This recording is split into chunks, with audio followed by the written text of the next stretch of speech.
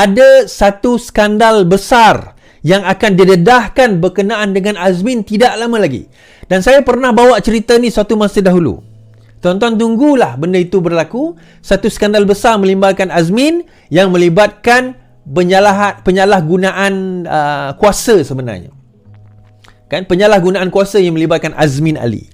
Nah, bila Azmin Ali sudah terciduk, tuan-tuan dan puan-puan, sudah ada kes tersebut yang kononnya bersih dan juga stabil, padahal kabur dan juga bor, kan malah aku nak sebut benda tu, kan? Tetapi dalam masa yang sama ada skandal yang akan didedahkan tidak lama lagi.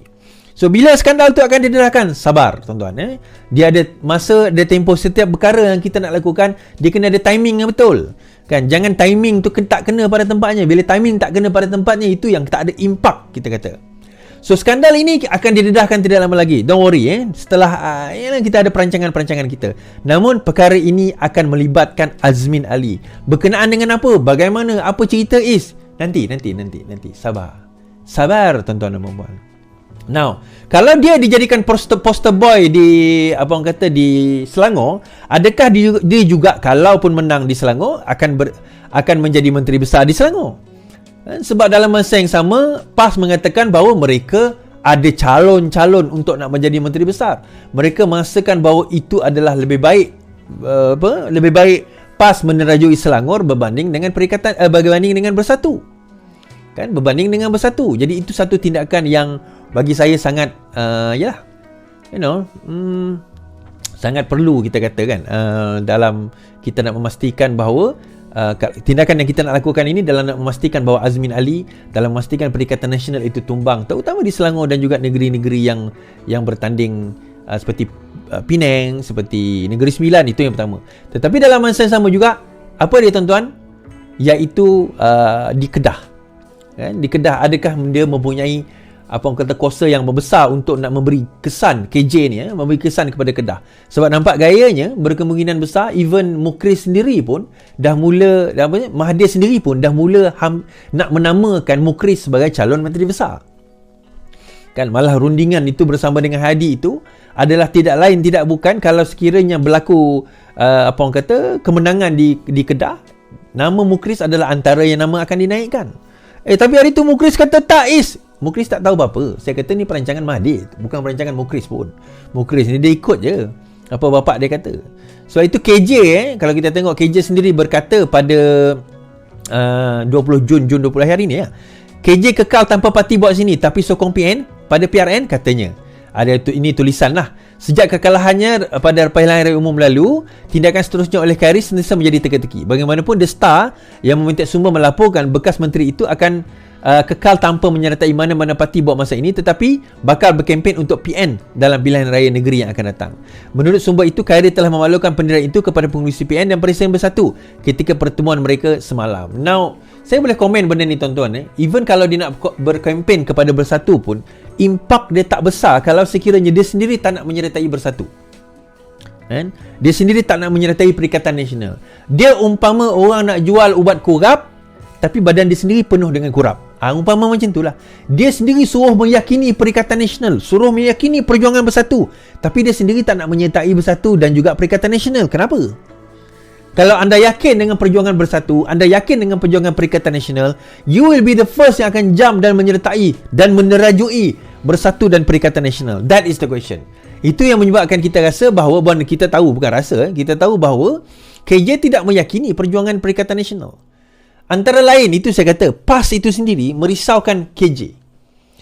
PAS itu merisaukan KJ. Dan baru-baru ini dalam nak mengatur PAS tu sendiri, kita dapati even PAS sekarang ini pun dah jadi syaitan bisu, tuan-tuan. Mula-mula mereka tergelincir dalam perjuangan Islam mereka. Saya kata pertama sekali saya nak beritahu tuan-tuan dan puan-puan yang menonton ini, yang baru nak belajar Islam, segala hidup kita panduannya Islam. Bagi orang Islam, kita percaya segala hidup kita panduannya Islam, termasuk politik. Dan kita tidak pernah menafikan panduan kepada politik itu adalah Islam. Isunya adalah di mana apabila bukan Islam yang memandu politik kita, tetapi kita yang menggunakan Islam untuk dipandu. Kita yang menunggang Islam untuk nak mencapai objektif politik kita. Dan ini yang dilakukan oleh parti ajaran PAS. parti ajaran PAS yang menggunakan Islam atas kepentingan peribadi mereka sendiri. Atas dasar itu, mereka boleh mengkafirkan orang sesuka hati, mereka menyesatkan orang sesuka hati, mereka boleh menerakakan orang sesuka hati, tuan-tuan. Tetapi, dalam masa yang sama, apabila parti rakan mereka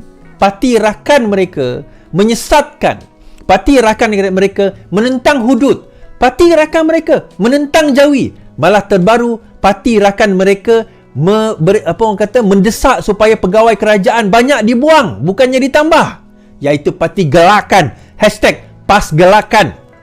Apa yang PAS buat, tuan-tuan? Syaitan bisu, terus diam, tak banyak cerita, tak banyak bunyi. Tak ada demo, tak ada demonstrasi, tak ada maki hamun, tak ada kata-kata yang mencerca, tak ada, tuan-tuan. Ni saya nak bagi tahu siapakah yang bawa kes hudud ke Mahkamah Persekutuan, bukan DAP. Saya nak bagi tahu, tuan-tuan, yang nak bawa kes hudud ke Mahkamah Persekutuan apabila PAS mencadangkan hudud pada tahun 2015 adalah Parti Gerakan, tuan-tuan. Gerakan bawa kes hudud ke Mahkamah Persekutuan Mei 9, 2015. Gerakan pada Jumaat memfailkan permohonan bagi mendapatkan kebenaran Mahkamah Persekutuan untuk mencabar kesahihan aknamen Kanun Jenayah Syariah 1993 yang dikenali sebagai hudud di bawah perlembagaan. Timbalan Ketua Pemuda dan Ketua Pasukan Perundangan Gerakan Andy Yong Kim Seng berkata notis usul dikemukakan di Pusat Senti Pejabat Ketua Pendaftar Mahkamah Persekutuan kira-kira jam 11 pagi. Dalam masa yang sama juga, tuan-tuan, kita nak bagi tahu siapakah yang menentang tulisan Jawi.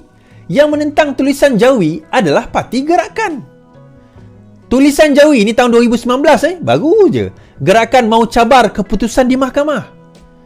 Gerakan akan mempertimbangkan tindakan untuk mencabar keputusan Mahkamah Tinggi Pulau Pinang yang membenarkan tulisan Jawi diajar di sekolah vernakular Cina dan Tamil di negara ini. Saya nak tanya pada orang PAS. So, gelakan ini, orang PAS nak cakap apa? Siapakah yang membenarkan supaya, bukan membenarkan, yang nak menentang hudud di mahkamah? Parti Gerakan. Siapakah yang nak menentang tulisan Jawi di mahkamah? Parti Gerakan. Tapi dia orang salahkan DAP. Saya nak bagi tahu, tuan-tuan, Gerakan ni sebenarnya adalah lebih berbahaya daripada DAP. Malah DAP tu sebenarnya, kalau tuan-tuan kenal, sebab itu kami boleh bertahan lama dengan DAP, sebab kami kenal mereka. Yang dok main sentimen DAP dulu, berjaya main sentimen DAP ni adalah dulu antaranya adalah UMNO yang berjaya nak kenakan DAP, lepas tu PAS sambut. Malah PAS pernah bersama dengan DAP, Bersatu pernah bersama dengan DAP, sekarang UMNO bersama dengan DAP. Tetapi kita nak bagi tahu yang lebih berbahaya daripada situ adalah Parti Gelakan. Parti Gelakan ni, tuan-tuan, bila mereka berkata demikian tentang hudud, mereka berkata demikian tentang Jawi, apa yang PAS buat? PAS jadi syaitan bisu. Di mana dalil? Di mana hujah? Di mana kononnya nak mempertahankan agama dan bangsa, tuan-tuan? Dekat mana? Tak ada. Tidak ada langsung dengan kedengaran suara-suara, orang kata apa, PAS untuk apa orang kata, ya, untuk nak menentang perkara ini. Jadi akhirnya gerakan akan jadi satu bebanan kepada PAS, terutama PAS yang nak bertanding di Kedah. Pulau Pinang memang dia orang rasa out dah tak boleh. Tapi gerakan akan jadi satu bebanan kepada PAS untuk bertanding di Kedah. Kenapa pula? Cerita dia macam ni. Gerakan, suka atau tidak, akan membawa satu naratif bahawa sekarang ini mereka akan menentang apa saja yang PAS nak bawa. PAS tak boleh nafikan, dia kata, oh tak ada, kita dah tundukkan gerakan. Baru-baru ini, tuan-tuan, saya nak cerita, siapa yang nak buang penjawat awam? Parti Gerakan. Yang nak kurangkan penjawat awam, suruh Anwar Ibrahim pecat mereka, siapa, tuan-tuan? Parti Gerakan. Siapa yang tak berbunyi dan bersuara?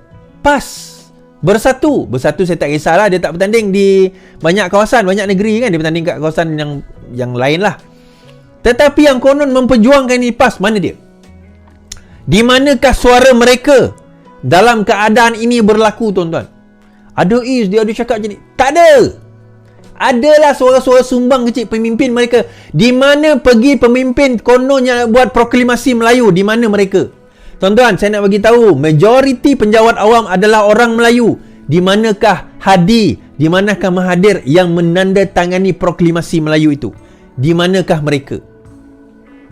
Di manakah mereka? Sebab itu saya kata, pilihan raya kali ini, dia bukan milik PN. Jangan PN rasa selesa, Perikatan Nasional rasa selesa. Jangan PAS rasa selesa. Malah satu artikel kalau ditulis hari ini, Kedah jadi kubu baru PN atau sokongan beralih sekali lagi. Perikatan Nasional akan menang besar di Kedah dalam PRU 15 apabila meraih 14 daripada 15 kerusi parlimen. Ia membawa kepada tanggapan PN akan sekali lagi menang di negeri itu dalam PRN yang akan datang. Namun, Kedah memiliki sejarah mengalami perubahan pentadbiran. Sejak 2008, pengundi Kedah memberi kemenangan kepada 3 kerajaan berbeza, Pakatan Rakyat, BN dan PH.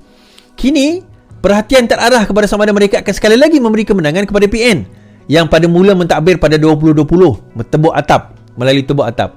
Namun data PRU 2022 yang dibeli daripada SPR memberikan petunjuk berkenaan takat sokongan PN mutakhir ini. Dalam PRU itu ada 14 kerusi di Dun Kedah di mana PN meraih lebih daripada 60% undi. Nilai ambang yang sering digunakan bagi menentukan kerusi tersebut sebagai sangat selamat. Nah, kalau kita tengok daripada prestasi ini, prestasi PN di Kedah mengikut pecahan undi kurang daripada 50%, 9 kerusi. 50 ke 50%, 7 kerusi. 56 ke 60%, 6 kerusi. Lebih daripada 6%, 14 kerusi. Nah, kalau kita campur lebih daripada 56%, lebih daripada 6%, hanya 14 kerusi. Kalau kita tengok daripada sini 56 ke 60%, selamat okeylah 20 kerusi. Maksudnya kalau 9 campur 7 ada 16, 20 kerusi dianggap selamat, so ada 16 dianggap tidak selamat. Nah, ini berdasarkan kiraan berdasarkan kepada PRU. Namun begitu, kita tahu PRU dan PRN adalah dua konteks yang sangat berbeza. Itu yang pertama. Yang kedua, kita kena tengok bahawa pertembungan yang catatan itu berdasarkan kepada pertembungan 3 penjuru. Kali ini pertembungannya adalah 2 penjuru. Of course, kita tak boleh campur undi PH dan BN dengan sekaligus. Kita tak boleh. Tetapi dalam masa yang sama, kita kena faham sentimen pertama ini, okey, kita ambil beberapa sentimen. Pertama, ini PRU bukan ini PRN bukan PRU. Kedua, mereka sudah kekurangan dana. Okey.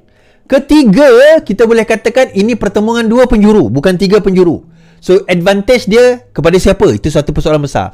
Keempat, kita jangan nafikan bahawa rakyat lebih cenderung memilih kerajaan yang mentadbir berbanding pembangkang. Itu faktor keempat. Dan faktor kelima, tak boleh juga dinafikan aura PMX yang ada sekarang ini mentadbir lebih daripada 7 bulan ini. Jadi disebabkan oleh keadaan itulah, maka mereka mula memainkan sentimen. Saya bagi sentimen yang pertama bila Muhyiddin Yassin kata, kita boleh menang di 20 kerusi dengan mudah. Kita boleh buat itu. Kita boleh buat ini. Malah baru-baru ini, kalau kita tengok catatan ni, tak mustahil. Ini hari ini, Kerajaan Anwar tumbang lepas PRN, kata Tuan Ibrahim. Cerita lagi. Timbalan Presiden PAS, Tuan Ibrahim Tuan Man menjangkakan PRN yang membabitkan 6 negeri ini tidak lama lagi mampu mengugat kerajaan pusat pimpinan Anwar Ibrahim. Katanya PRN kali ini amat unik dan boleh menggugat kerajaan Perikatan Nasional yang ditunjang oleh PAS dan Bersatu memperoleh kemenangan di 5 daripada 6 negeri. Katanya, jika tidak kita dapat pertahankan Kelantan, Terengganu, Kedah dan Tawan Selangor Negeri Sembilan, insya-Allah kerajaan pusat akan tergugat dan tidak mustahil akan jatuh. Tuan Ibrahim berkata dalam satu ceramah beliau lah. Now, isu dia adalah Tuan Ibrahim ni dia bercakap berlandaskan apa?